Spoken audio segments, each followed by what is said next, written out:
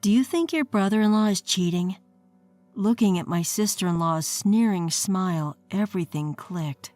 So, my husband's mistress is... But what I didn't expect was what happened next.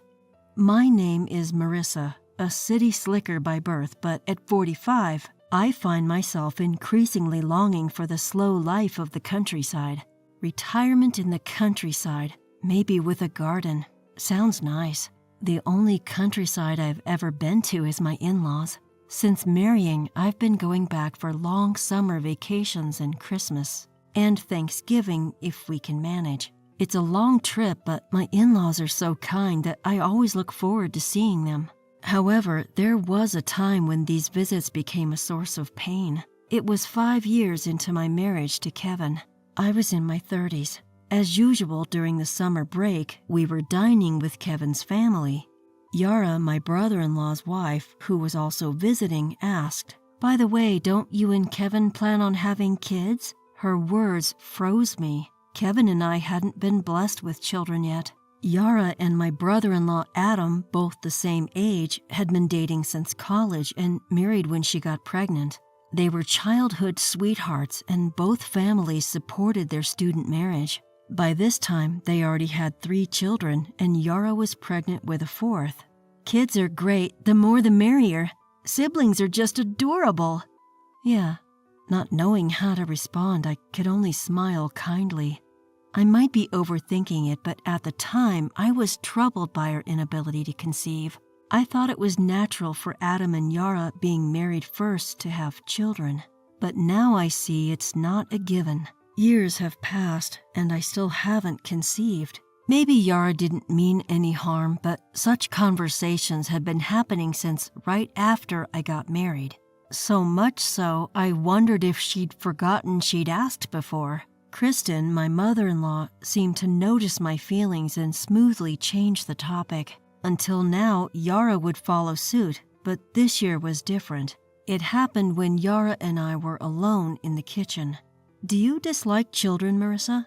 "What? Why?" I was surprised by her question. I thought I was affectionate enough with Yara's kids, but maybe I did something wrong? "Well, if you liked kids, wouldn't you have them by now?" "What?" "You know, children are a gift from heaven. They choose their moms, like, I want to be born to this mommy. If you still haven't conceived, maybe you dislike children." That's not... Her words, though unrealistic, truly shocked me. Yes, people say that, and by that logic, it means no child wants to be born to me. I know it's irrational, I know it's in my head, but at that moment, it hurt like a thorn in my heart. Why can't we conceive? We've even undergone medical checks, enduring the embarrassment, but nothing was wrong. So why? I couldn't find the words to answer Yara. You do like kids, but Marissa, you're over 30. If you take it easy, you might not be able to have them. Hurry up, give this little one a cousin." Yara smiled, rubbing her belly, her smile seemingly tinged with spite. I had seen online discussions about pregnancy one-upmanship against the childless. Yara's behavior fit the description, but I wanted to believe she meant no harm. Otherwise, I'd feel even more miserable as someone being one-upped. That winter, on Christmas Eve, Kevin and I returned to his family home again. Adam and Yara, who lived nearby, were already there, her belly noticeably larger. Honestly, since last summer's vacation, I've been dreading seeing Yara. But I decided to let bygones be bygones and enjoy this visit. Just keep switching gears. "Marissa, any progress with having kids?" Every time we were alone, she would ask this, and my heart sank. But perhaps I'm being overly sensitive. I tried to respond without reading too much into it. "Well, it's tough. We're trying. Haven't you considered treatment? It's not like we have health issues, and treatments are so expensive without guaranteed results. If there are no health issues and you're over 30, not being able to conceive is abnormal." Her words felt like a thick stake piercing my heart. Don't you know older mothers risk having children with diseases? It'd be pitiful if such a child was born, but I guess childless people can't understand that. Becoming a mom is wonderful. It makes you a better person. But if you can't, you should divorce Kevin. It's only fair to him, right? Speechless, I excused myself with a lie about a stomachache and left. I cried secretly in the bathroom, worried my red eyes would betray me to Kevin and his family. Fortunately, no one seemed to notice. Even Yara, laughing cheerfully, asked if my stomach was okay. Infuriating. I've been struggling with not being able to conceive, and I've tried not to burden Kevin with it. I'm troubled by not being able to have children. I wouldn't want to hear that myself. I was at a loss. Voicing this worry was too painful. That night, everyone asleep, I went downstairs for water and saw a light in the living room. Peering in, there was Yara on her mobile phone. It struck me as odd. She hadn't gotten any water, just sitting there alone. She had gone to bed first, saying she was sleepy. If I can't sleep and I have to use my mobile phone, I might as well be in the same room as my husband. Why come to the living room to use her phone? I couldn't help but think of infidelity, like in those dramas. Stop it, I told myself. Then Yara left her phone on the table, heading to the bathroom. I unintentionally hid, feeling like witness to infidelity. That's ridiculous. As I went for water, I passed Yara's phone and saw a new message. Kevin. She had just received it, apparently chatting with someone named Kevin. My mind raced. My Kevin? They were childhood friends, but surely not. Troubled, I finished my water and returned to the bedroom. Kevin was awake. He said my noise woke him, but was that true? I couldn't sleep that night, and we returned home in the morning. Back home, Kevin showed no signs of infidelity, but my doubts lingered. Then, the following February, we were to celebrate Kristen's 60th birthday at my in-laws. I felt more anxious than ever. Was Kevin cheating with Yara? I had to find out this visit. I must stay strong no matter what. Then, predictably, "Marissa, how's the baby making going?" Her persistence was exhausting. I slowly realized Yara had always found a way to be alone with me. Whether I was in the kitchen or helping Kristen clean, she'd join under the guise of helping just to get me alone. I tried to convince myself I was overthinking, but it was clear this was a case of pregnancy one-upmanship. As usual, but I'm leaving it to nature, I replied with a smile, which briefly twisted Yara's lips into a sneer. Really? Still no luck? How many years have you been trying? Isn't that alarming? I thought I'd hear some good news by now. Maybe you're not doing it enough. Normal couples conceive naturally. Maybe Kevin's fed up with an infertile woman and cheating on you. Her words were painfully timely considering my recent suspicions about Kevin and Yara. The doubt I harbored about Kevin grew. I wanted to believe Kevin wouldn't do such a thing. Yet tears welled up, despite my resolve. Don't cry. Hold it together. At that moment, when I was completely clutching the hem of my dress to contain my tears. "You've shown your true colors. Get out," Kevin said, grabbing Yara's wrist. His parents arrived, saying, "This is unbearable. Leave, Yara." Huh? I was confused by what was happening. "I heard everything. Quite bold of you to say such things to my wife, Yara." Kevin's tone was gentle, but his face showed clear anger. His parents glared at Yara, and I noticed Adam was there too. "Why should I leave?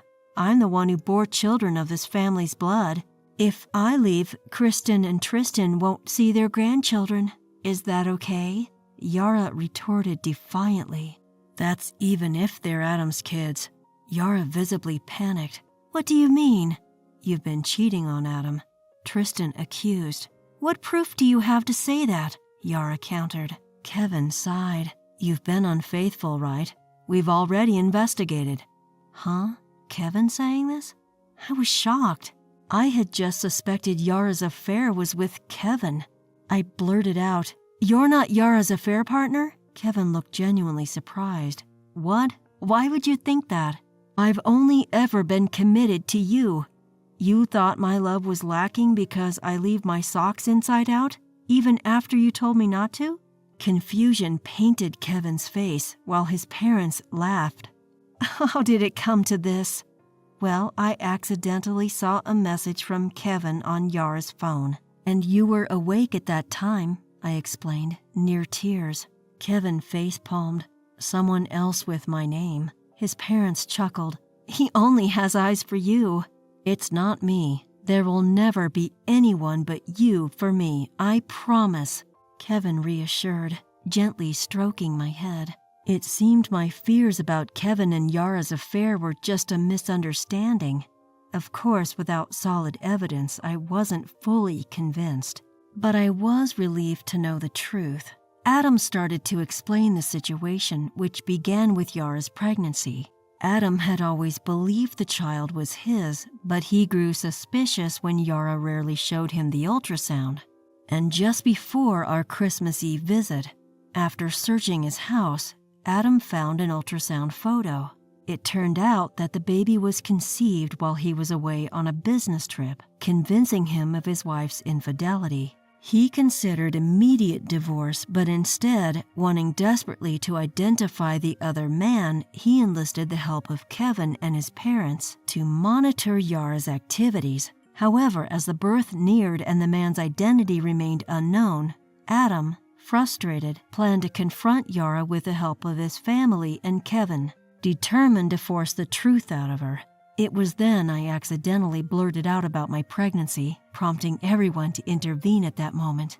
Should have been smarter in cornering Yara, but it's all a mess now. Wish I'd consulted Marissa about the affair. Adam laughed, but I was touched that the family wanted to protect me from Yara's harsh words. In the midst of this, Kevin said, "Wait, Marissa knew the name? Great catch. So who is this Kevin, Yara?" Glaring at her. Adam and Kevin's parents thought the same. Yet Yara only responded with, "I didn't cheat, and this baby is Adam's," raising her voice. Recalling, I suddenly remembered a face. "Ah, could it be Kevin, your friend? The one from high school who came to our wedding?" "What?" Yara lost her words in shock, and everyone else seemed to remember, exclaiming in realization.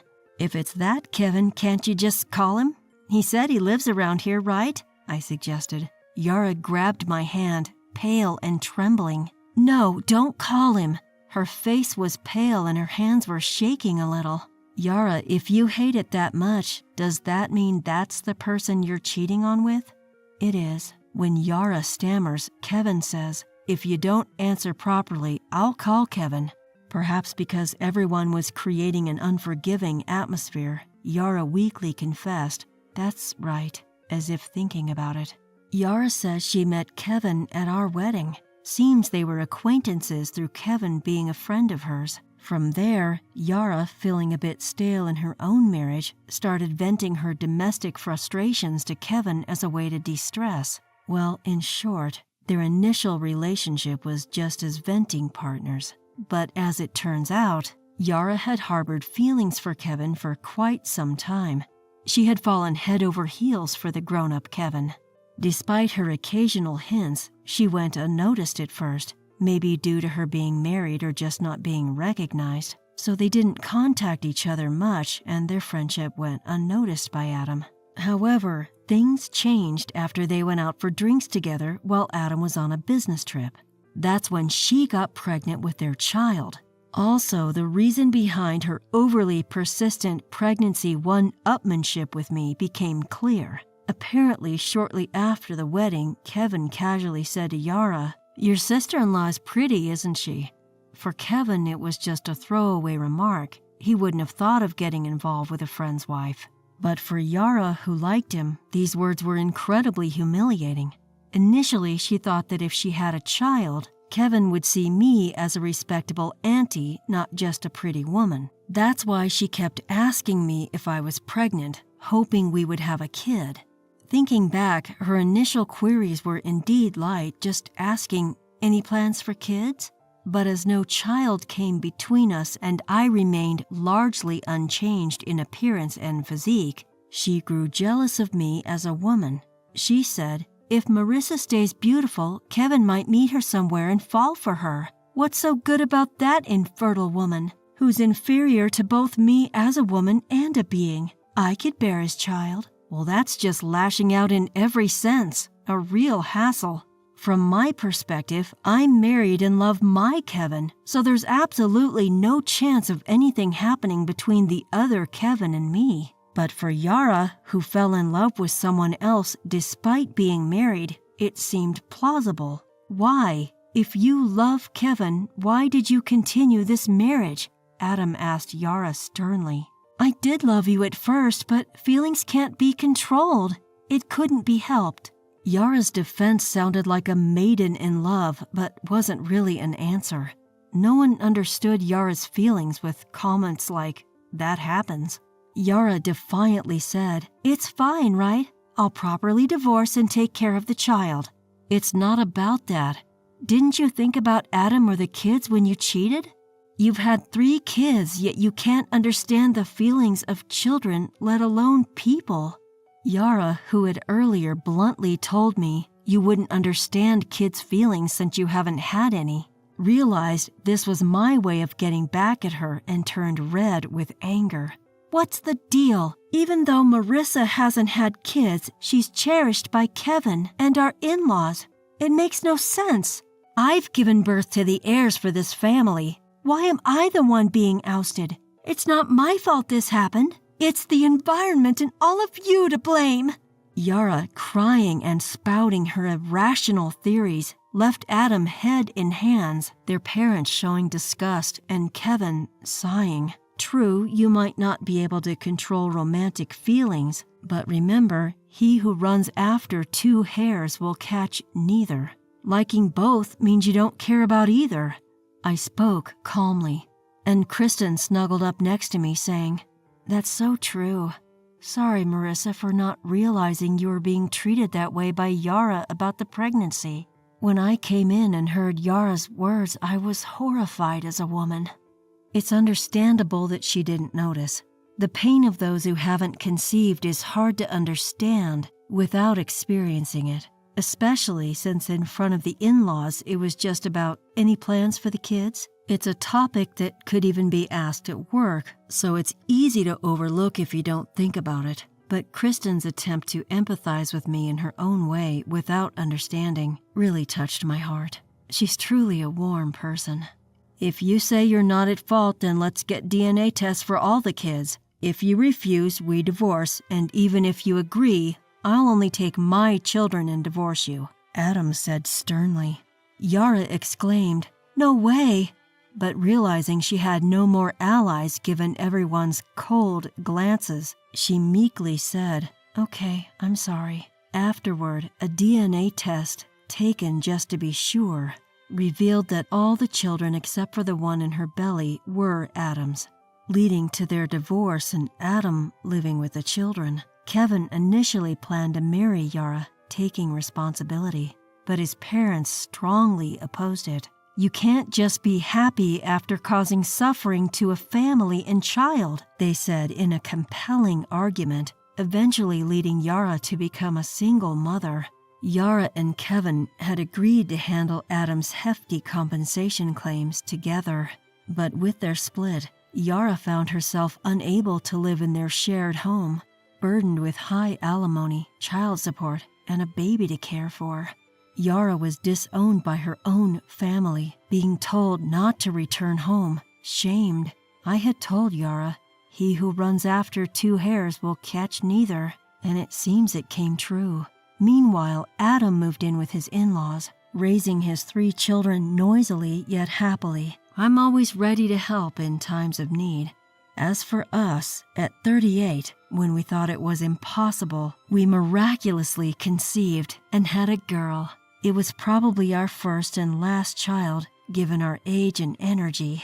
When I found out I was pregnant, I was overjoyed, feeling like it was a child who wanted to be born to us. Realizing that the hurt Yara had caused lingered until then, it vanished in an instant. I'm somewhat shy, just like my daughter, so park debuts and neighborhood friendships were hard, but all of it was enjoyable. I realized how mothers can push through anything for their children. Kevin, since the day he declared, "I'll cherish you more than ever to never be doubted again," has been incredibly sweet to me. Believe it or not, we still date every weekend at this age. Well, it might not be called a date now with a child. He's a loving husband who balances family and couple time, leaving us without worries. I'm truly blessed. I hope these days continue forever.